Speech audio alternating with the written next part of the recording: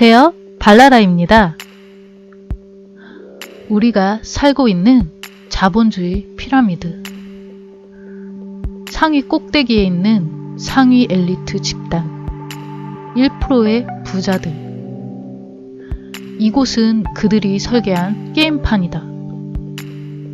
제가 자꾸 이 불편한 진실을 말하는 이유는 불안감 조성이 목적도 아니고 박탈감을 느끼게 하는 게 목적도 아닙니다. 우리는 어쩔 수 없이 이 시스템 안에 하위 계층으로 태어났습니다. 저는 그나마 우리가 주어진 환경에서 어떻게 하면 효율적으로 최소한의 삶의 질을 추구할 수 있느냐가 목표입니다. 우리는 태어날 때부터 교육이라는 것을 받습니다. 싫든 좋든 그 유치원부터 학교, 학원 등에 시달립니다.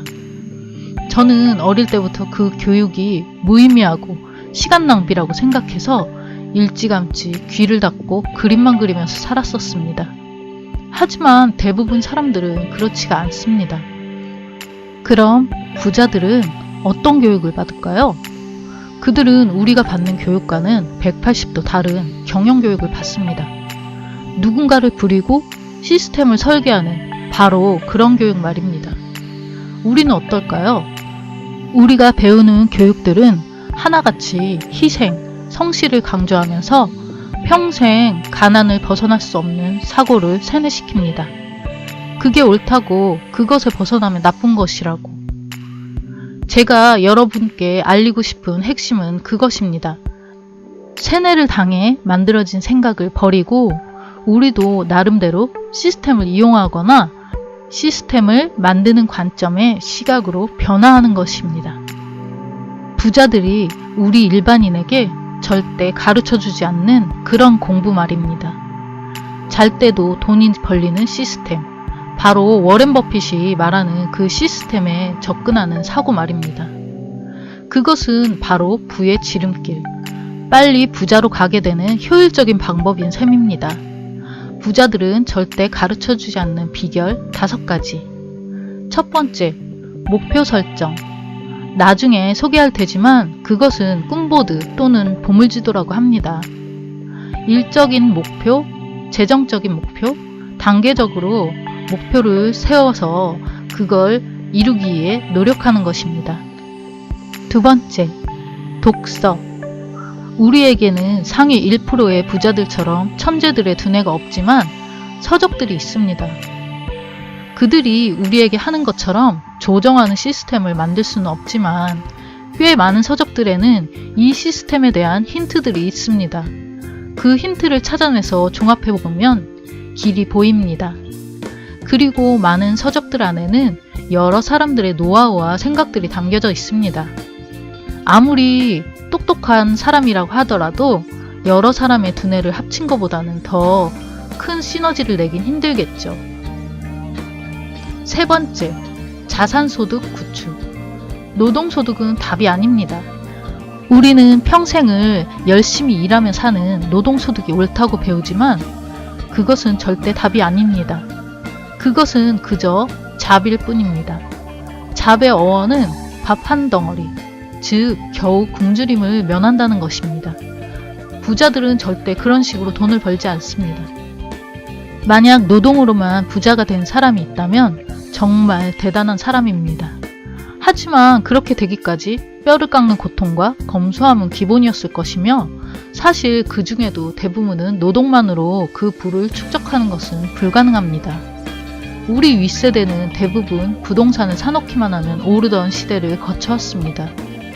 실제로 제 주변에도 제가 말하고자 하는 그런 부자들의 비결과는 동떨어진 노동자로 살고도 부동산 재벌은 많습니다.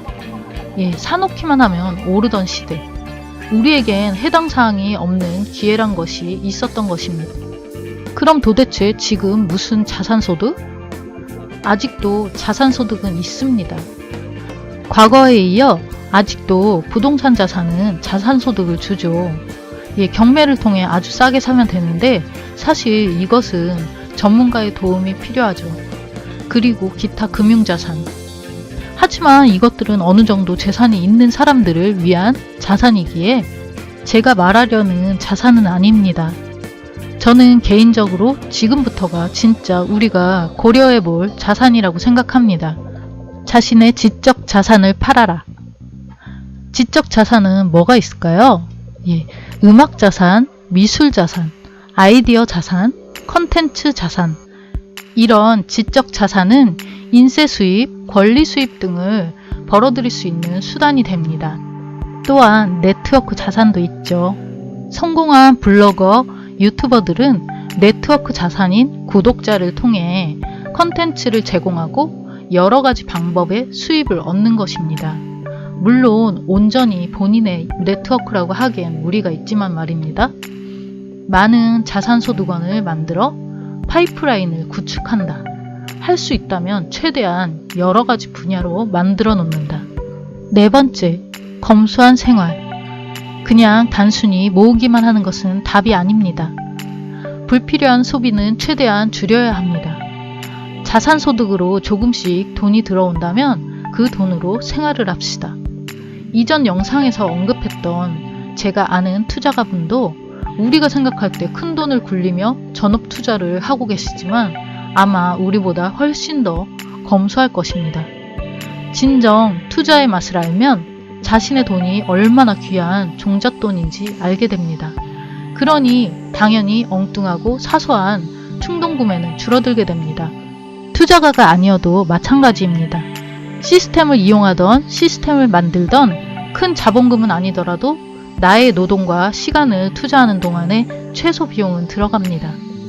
세상을 보는 눈이 달라지고 세뇌가 벗겨지면 분명 당신의 소중한 자본을 투자할 곳이 보일지도 모릅니다. 하지만 그 전에 그 돈을 몽땅 소비해버렸다면 기회가 와도 절대 투자를 할 수 없겠죠. 다섯 번째, 안정화와 경제적인 자유. 자산소득의 장점은 무엇일까요? 자꾸 강조하게 되는데 잠을 잘 때도 소득이 생긴다는 점입니다. 이전 영상에서 자본주의에서 우리가 가난할 수밖에 없는 이유에 대해서 이야기했는데요. 노동 수입은 24시간 중 8시간만을 일하고 24시간을 살아야 한다고 말했습니다. 자산 수입은 바로 그 틀을 깨는 방법입니다. 실제로 저는 노동 수입으로 8시간이 아닌 노는 시간을 줄여 16시간을 일해본 적이 있습니다. 그것 또한 하나의 방법이지만 사실 그것은 일의 노예가 되는 것입니다. 사람이 할 짓이 아닙니다. 삶의 질을 높이는 방법이 아니라는 것입니다. 자산소득들이 많아지면 내가 자는 시간에도 나의 자산들이 나 대신 움직입니다. 돈의 노예가 아니라 돈이 나를 따라오게 됩니다. 직업 이외의 일은 자산소득으로 도전해보자. 삶은 점점 안정화되고 그 후엔 경제적인 자유가 따라옵니다. 어찌 보면 상당히 단순한 내용이면서도 사실 우리의 인생과는 동떨어진 내용이죠. 하지만 여러분, 생각을 바꾸고 틀을 조금씩 깨본다면 여러 가지 길이 보인다는 점을 명심하세요. 사람들에게는 누구나 장점이 있습니다. 자신의 장점을 살려 많은 생각을 하고 연구를 하면 창의적인 아이템이 생깁니다. 여러분, 같이 생각을 전환하도록 해봅시다. 그럼 다음에 또 봐요.